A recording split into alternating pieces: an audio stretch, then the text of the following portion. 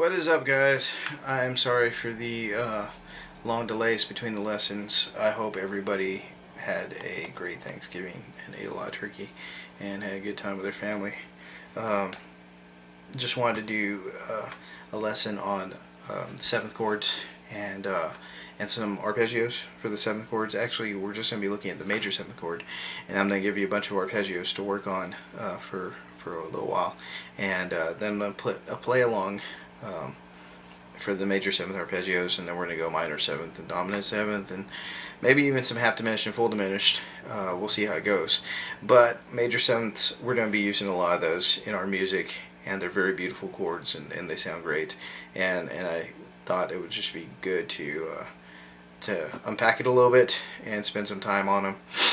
So we remember from our previous lesson that a major seventh chord is comprised of a root, a major third, a perfect fifth, and a major seventh. And, you know, it sounds like this, or it could sound like this, or it could sound like this, all over the place, or it could sound like this. Alright, we hear the same notes, we hear, or it could sound like this. We hear the same notes, sometimes they're in different orders, and it's just a good thing to have, a good little thing to have in your bag is a major seventh chord. So let's talk about some arpeggios. And arpeggios are fun. They get your fingers nimble. You may never use them in a solo, or you may love them and end up using them in every solo.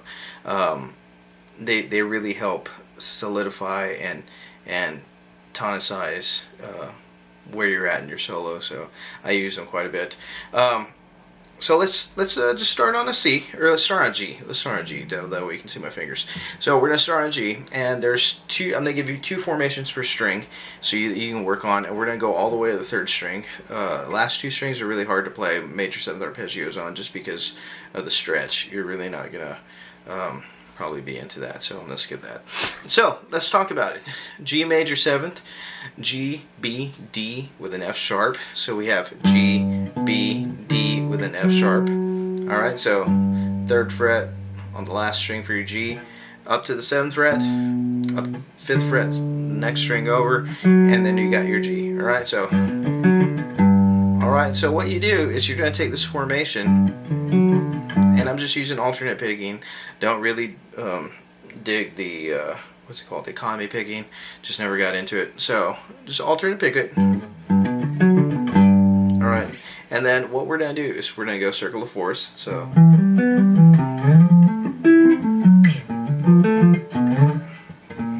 I'm using the wrong formation, I'm sorry. Things for so long, it becomes second nature, and you just end up doing it. Sorry. One thing that I thought of when I was making this lesson is it'd be really cool if you could hum it while you're saying it. So you got C, C, E, G, B, G, E, C, up to the F, F, A, C, E, C, A, F. And what it's going to do is it's just going to give you that extra solidification with the notes, and you may dig it, you may not. I'm gonna stop singing, but it's a really good way to get your voice going with those intervals. It's just cool. You should really do it. All right, so our first formation is that, and it's a little bit of a stretch, but you know, it's just get our fingers nimble, you know.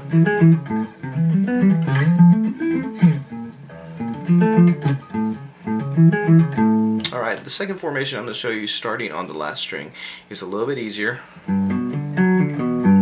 going to start here on your G. You're going to play the B here on the second fret instead of on the seventh fret, same string. Go back to your D with your little pinky finger and then your ring finger for the G sharp. Alright, that's a much easier formation, but you know what? Sometimes we don't have the luxury of playing easy formations. Sometimes when we're just going for it, we are where we are, and the facility and the ability to be able to play either one with command and with a ferocity is really going to help out, I promise. So let's talk about this one.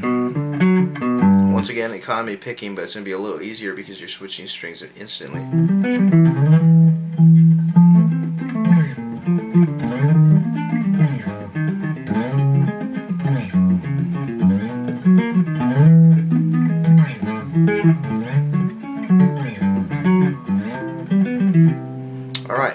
with that, you can do, actually, sorry, I got carried away. You can do both these first two strings like that. Now, please don't get into the rut of just playing these things and just getting your fingers working. Finger work is awesome, but when you know what you're doing and when you can really visualize what you're doing in your head, that's when things start to click and you start to fire on all cylinders. I want you to really just not fall into the ruts of most guitar players where they play a lot of stuff that they have no idea what they're doing. Alright, don't do that. Don't do that to yourself. You're cheating yourself. Alright, so C, E, G, B, F, A, C, E, B flat, D, F. Yeah. And just do that. If you don't want to sing it, just say it. C, E, G, B, F, A, C, E, B flat, D, F. Yeah, or A, sorry. A, and just say them. You don't have to say them in perfect tune or anything like that. Just say them, and I promise you're just going to be better just by doing that. Alright, now let's go on. So you got that for the first two string. Alright, now another cool thing that you can do is take the circle of fifths, or circle of fourths, sorry. Now start here. Now just go over to the F. Down to the B flat. E flat, A flat.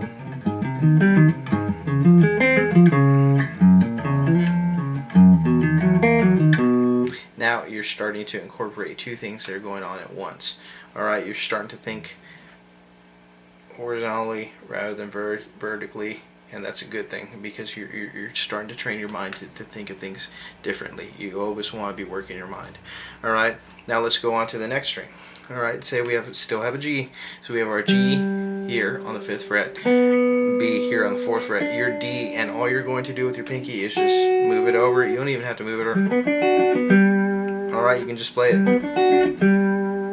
Alright, now when you're doing that, you got C, right? Then we go F. Now our B flat is going to be right here. So you want to start with this finger rather than this finger because you're going to have to go. Alright, so don't go because you're going to. Alright, now you can do this as well. So you can go. Sorry.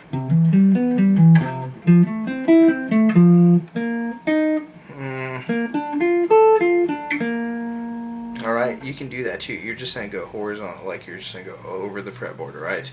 Now, there's two formations for that. Actually, there's three. We're going to talk about three for the string. So, say that we have a G. We have this formation right here. Or we have G, B, D, F sharp. Alright, so it's very similar to the RG. Isn't? Stop that. My dog is licking my elbow. It's freaking me out when I play. Stop. She just wants camera time. That's all she wants. Alright. So there's one. Here's two. Alright, now three is my favorite one. It's one of my favorite ones. Alright, it's this one right here. You have this ladder type formation that's right here. Don't do it. Don't do it. Alright, so you have G here with your little finger. B here with your ring finger. Second finger, or the bird, on the D. F sharp up here. Now. Alright, so your root is always going to be here. Alright, and it's also a chord. I use that chord a lot. That's a major 7th chord. Alright, so what you can do here, so you can practice your sweeps for those sweet 6 solos. End up on the A. Alright, so you're just sweeping down, hitting the A on the way back up. And you can just go up. Alright, impress all your friends. Alright, so that's, I like doing that one. It's just cool, it's just fun. You can hit the 9th here, it's really cool. Alright, so let's go on to a G string, real simple. You got, we're going to start on C here. So C, E, so you're just going to go over with it. You hit your G with your little finger and your ring finger on the B. Alright, and this is a really easy one.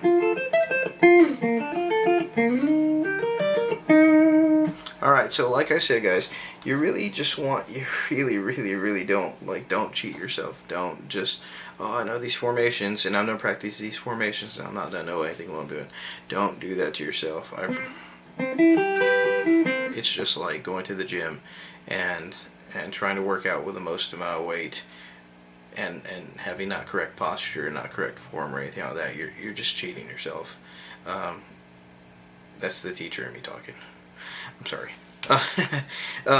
But anyway, so there's some cool formations for you with the major 7th arpeggio, and I'll do a play along video later on this week so we can jam out together and we can have some fun. I hope that helps you, and I hope it opens up some doors for you as far as your soloing is concerned. And yeah, rock and roll. We'll talk about drop twos eventually, and that's just gonna blow your mind because they have a lot to do with major 7th chords, or not all 7th chords, not just major 7th chords. But it's gonna be awesome. Got some good stuff in mind, and hope to have a lot of fun. So practice hard, and if you have any questions, hit me up on the. Don't email me at YouTube. I don't ever check that email. Email me on my Facebook, or yeah, just hit me up on Facebook. Alright guys, I'll talk to you soon, and I hope your week goes amazing. Later.